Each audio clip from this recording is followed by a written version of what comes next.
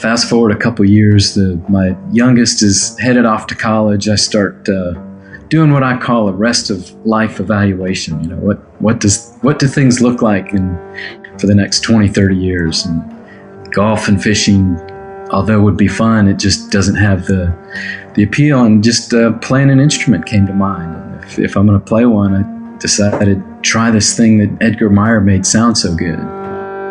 Welcome to another episode of Contrabass Conversations, your show covering life on the low end of the spectrum.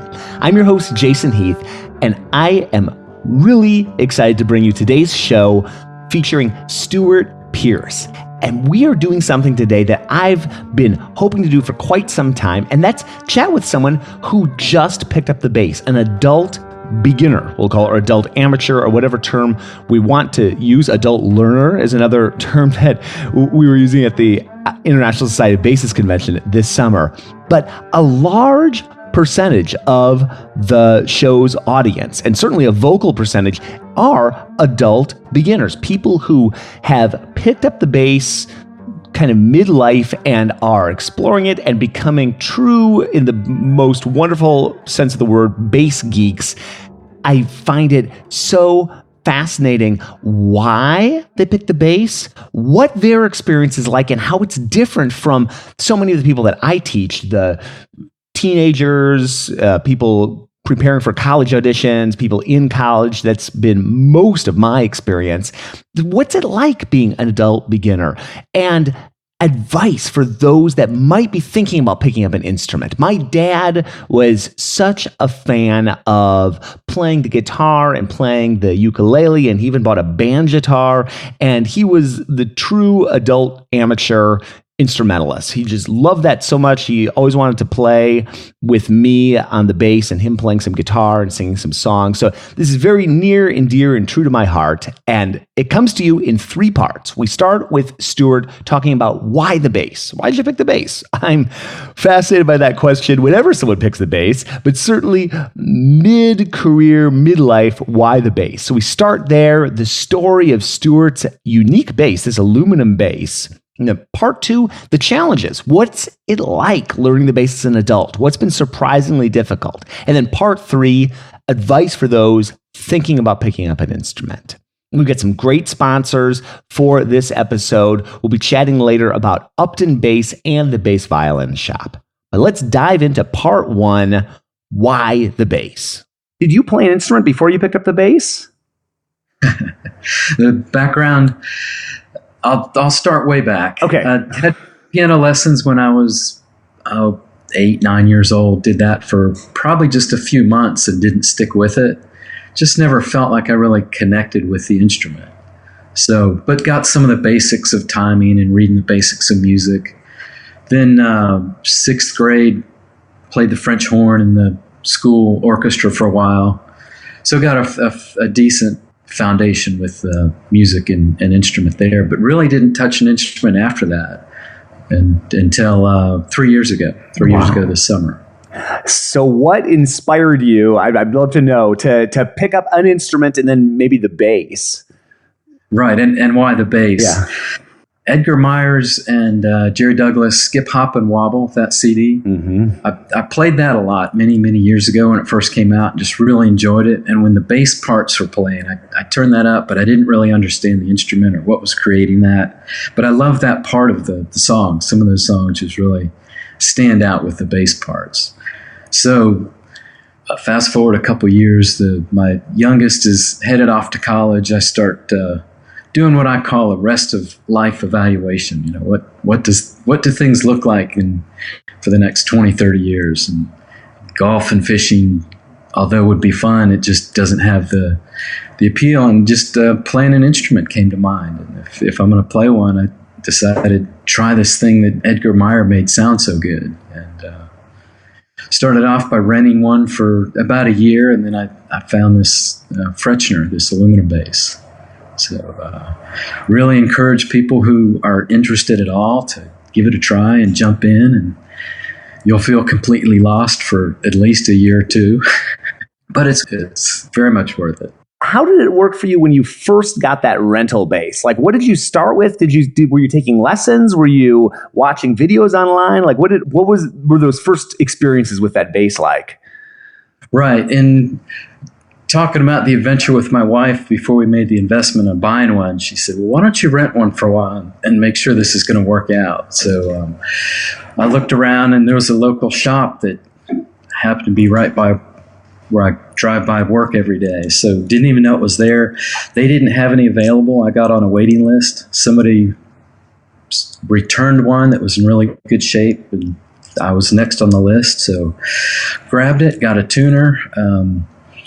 Probably that first week I took it on a trip and just spent a lot of time trying to map out with the tuner, map out where the positions are. So didn't really have a book, didn't know Simondl or any of the other names out there on books to get, but got some of the Hal Leonard books from them. Book 1, 2, 3, Hal Leonard books. So started with those. I'm still working through those, and just spent a lot of time just with the tuner trying to get the tuning right. I probably should have spent some time with timing, but still working on that too. So put some tape on the marks.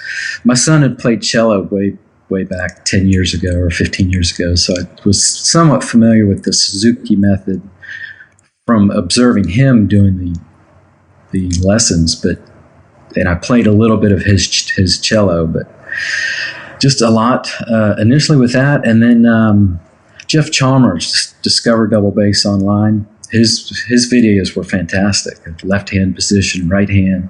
How do you hold the bass?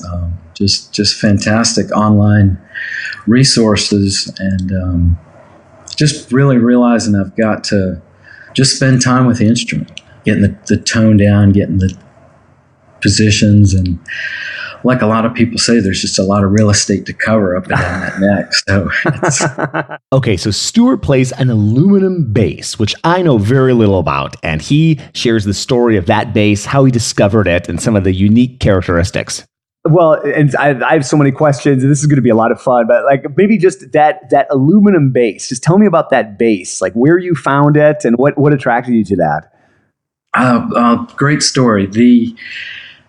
There's a website, K-Bass Repair, and he works on K basses, but he also works on aluminum basses. And I found that website and just poking around, and he's got a picture of a bass. It's Johnny Rocket's bass, and it's an aluminum bass that's polished, a lot more polished than mine's got, a lot more time getting dents out and all. But that just appealed to me, the look to it. And we were at a bass shop in Georgia, and they said, my wife asked about reselling it, and he said, most people, when they end up with a bass, they die with that bass. They don't get sold and traded very much. So I thought if I'm going to end up with one, I want one that I'll be happy with. So I started searching Craigslist, and probably took me about 6 months, and I found it near Charlotte at a music shop. It sounds like it had spent most of its life in the Rock Hill area playing bluegrass, and this particular model is the Frechner, made in the mid-30s in Germany. And when they came out, they painted them brown to look like wood, so it would look like a regular bass. But the paint was awful, and I knew I wanted to strip it and polish it anyway. So picked that up. It needed a few basic repairs, but was basically a solid instrument, and stripped it, sanded it, polished it, and put it back together. So took quite a bit of time to find it and get it out, but it's worth it.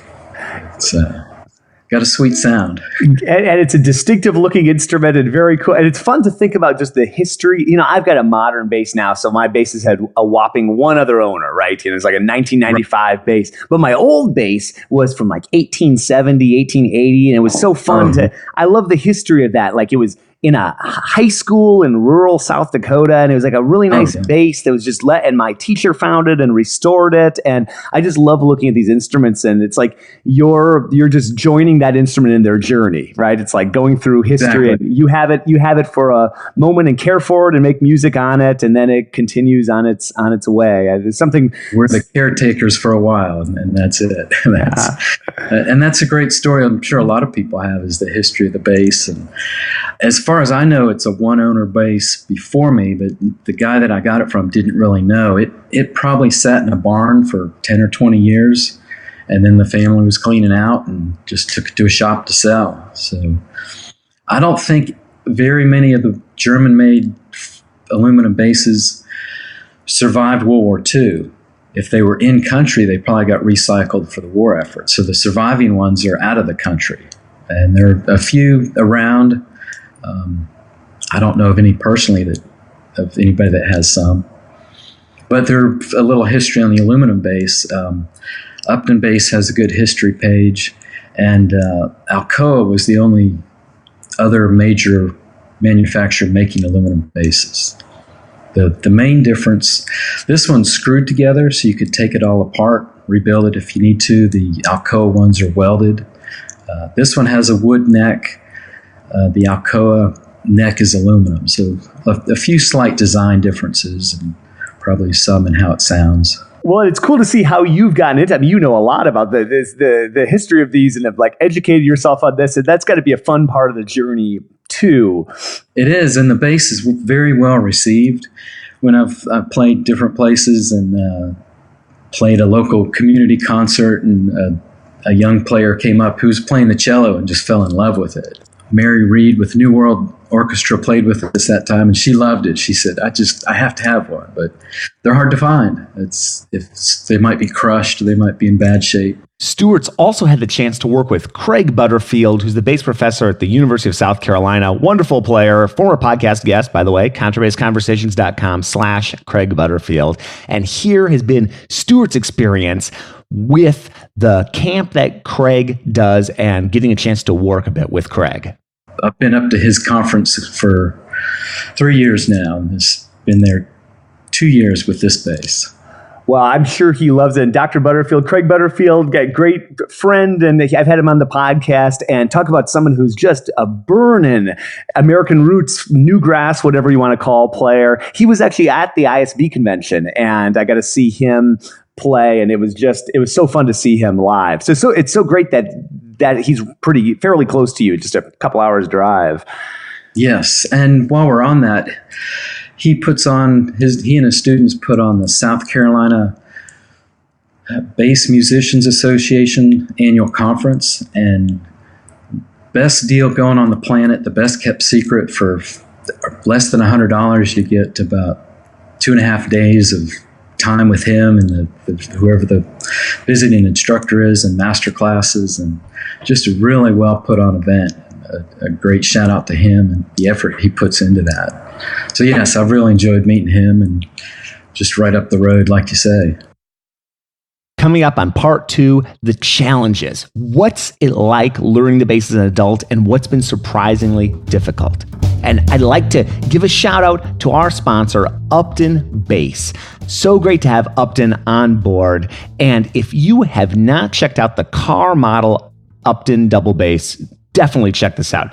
It is a wonderful bass model. It's evolved from their first car model. It's been refined and enhanced with further input from Gary Carr. Let me just share what Gary Carr says about this bass. These are Gary Carr's words. The sound is large, projecting, and has a great bottom and top. Very even all the way. I'm really impressed with what you've accomplished, and I consider this to be the first instrument that I've ever tried that, for the amazing price at which you're offering it, I would recommend it to every serious student of our instrument. Those are Gary Carr's words. Strong endorsement for sure, but well-deserved endorsement. This is a great bass. I've been a fan of Upton basses for years, and if you haven't been to their website, or even if you have, go and check them out, uptonbass.com. Part 2 of our story with Stuart, the challenges involved with playing the bass and coming to it as an adult. Whether it's musicality or being in the ensemble, or what are some of the things that you've found surprisingly challenging maybe in this bass journey? Probably from the music standpoint. Just I can listen to songs and understand it, but when it comes to putting fingers on the instrument, fingers on the string, and making music that blends with the music that we're playing, it just seems a lot harder than I thought it would be. Being able to hear the beat of the music and keep up with the beat and the timing. I understand the notes that need to be played, but sometimes I want to play them too fast. So I've got to slow down and stay with the conductor, stay with the beat of the music. And I'm starting to really hear the beat a lot better, but I'm not sure many instructors will sit down with their students, say, let's listen to this song, and then go through the beat.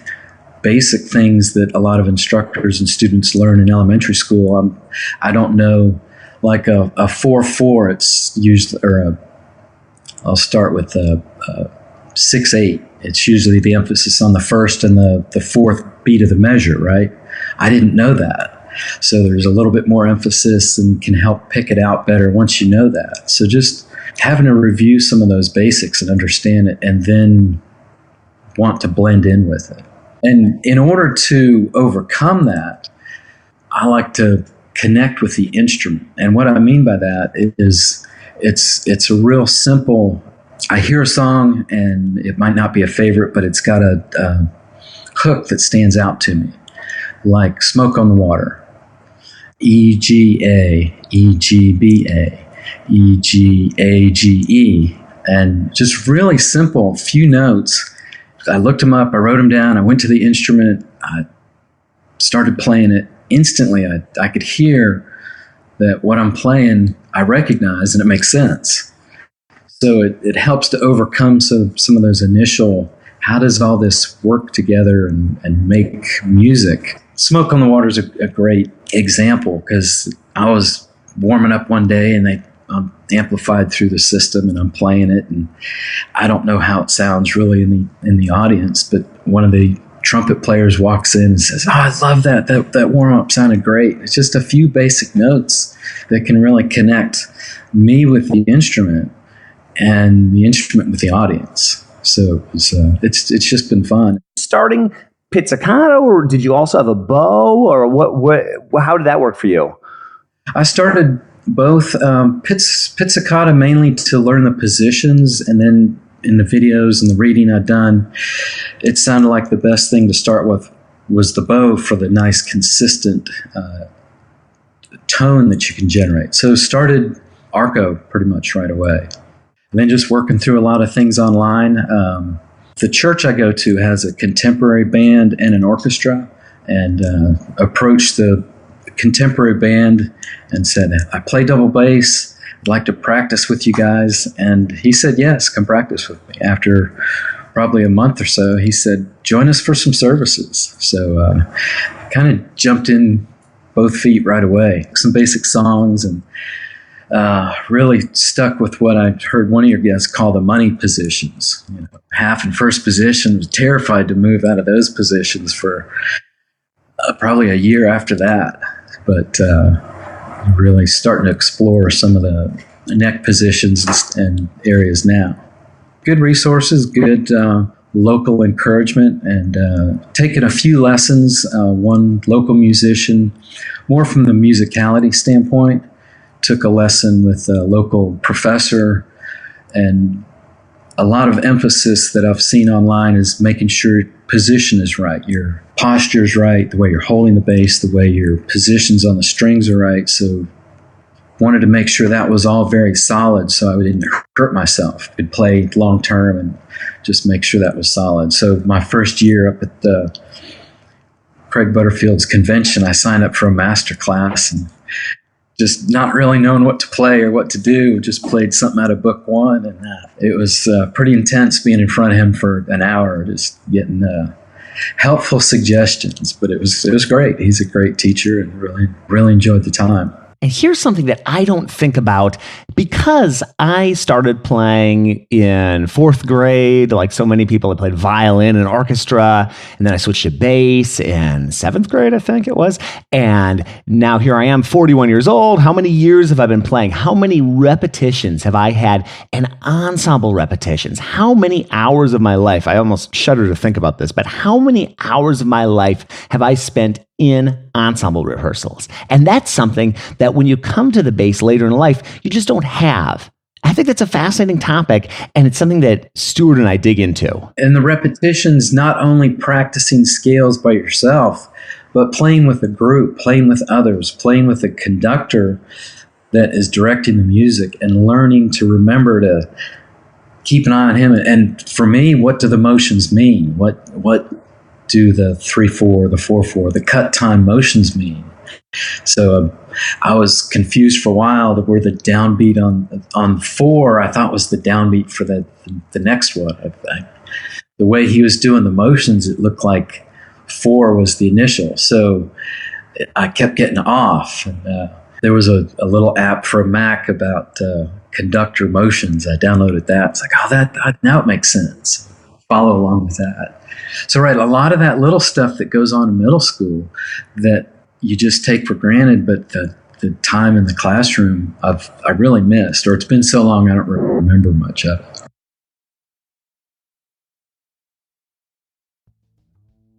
Coming up in part 3, what would Stuart say to someone who's on the fence about playing an instrument, picking up an instrument? And this is great. I love it. If you have anybody who's thinking about playing an instrument, or you want to encourage somebody, definitely send them this episode, shoot them an email, share it on Facebook, timestamp it. He starts talking about 23 minutes into the episode. And before we get into this part 3, I would like to thank the Bass Violin Shop. And if you're looking for accessories, and there's so many accessories that we bass players need. We need pickups, we need strings, we need bow cases, we need wheels, bass covers, mutes, quivers, rosin, polish, so many accessories and gadgets. The Bass Violin Shop's a great place to go. They've got all that available. You can check it out online and pick up some of that essential gear that we all need in our daily lives as bass players. And you can find them at bassviolinshop.com. They've got a great website. Look through what they've got in terms of gadgets and, of course, basses, bows, and everything else. So we've covered part 1, why the bass? Why did Stuart pick the bass? Part 2, what have been some of those challenges? And now part 3, what advice would Stuart have if someone's on the fence about picking up an instrument? What advice might you offer somebody who's just on the cusp of picking up an instrument, kind of where you were in life when you did it? Even if you're thinking about it, do it. Jump into it. Do it. Definitely. It's very, very rewarding, certainly difficult, but not insurmountable. Meet a lot of great people, great community, whether it's bass community or other musicians communities. It's just a great way to connect with people, and I would strongly encourage it, and to pick up whatever instrument strikes your fancy. I picked up a friend's guitar and just never really felt comfortable with my left hand on the frets. It just never felt comfortable to me. The bass, with the way it fits, it feels a lot more comfortable. Kind of a side note. It was, I think, the Philadelphia Museum as a kid. They had a little demonstration with a metal plate and a bow, and draw the bow on the plate, and you could see the sand if you could make more than 5 or something ridges. And I did it and made like 8 ridges or something. I've got can make these inanimate objects vibrate. There's a restaurant here with some little bit better water glasses. So just sit there and make the glass ring at different frequencies and drive the patrons crazy. But just, I don't know, making the thing ring probably translated to strings in the bass somehow. But for people on the fence, take it up. It's great. If people are looking for a place to play, a lot of churches are looking. Orchestras need people. I'm sometimes the only string section. I'm the only string in the section. Sometimes there's a cello, sometimes there's a violin. But meet some great people and a great place to play, some great music. And playing with others really helps just bring up everything in the music. So I'd encourage it in every way possible.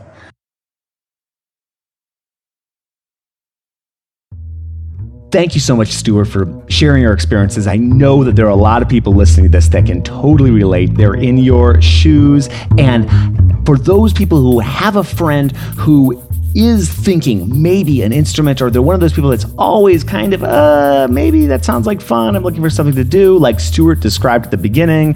He wasn't sure if golf or fishing was going to be that thing. He thought maybe something like music, and you can just hear how passionate he is about his bass playing and this journey he's on with music.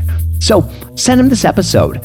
Let him know Stuart's experiences, and I know that it will be inspiring to other people who are thinking about picking up an instrument.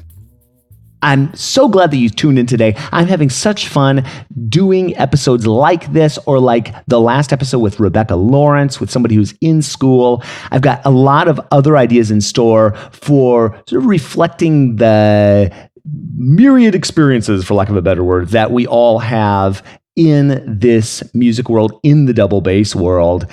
And I'd welcome your thoughts. Feedback at contrabassconversations.com will put you in touch with me. I'd love to hear from you. That's it for our show today. Thanks again for tuning in. We will see you again soon for more life on the low end of the spectrum.